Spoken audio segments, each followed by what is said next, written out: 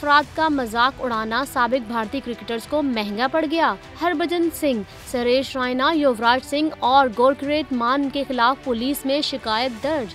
इन cricketers ने world championship of legends के final में इंडिया चैंपियंस की पाकिस्तान के खिलाफ जीत के बाद एक वीडियो सोशल मीडिया पर पोस्ट की थी, जिसमें युवराज सिंह, हरभजन सिंह और रैना लंगड़ाते हुए और पीठ को मजे का अंदाज में पकड़ते हुए दिखाई दे रहे थे, जिसे देखकर माजूर अफराद की तंजीम के एग्जीक्यूटिव डायरेक्टर अरमान अली ने पुलिस में शिकायत दर्ज करा दी।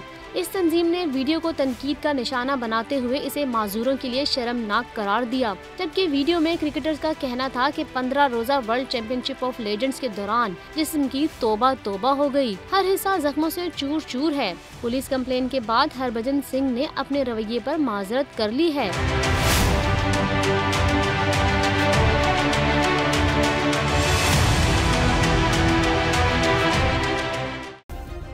सब्सक्राइब करें और बेल दबाएं ताकि कोई खबर रह न जाए।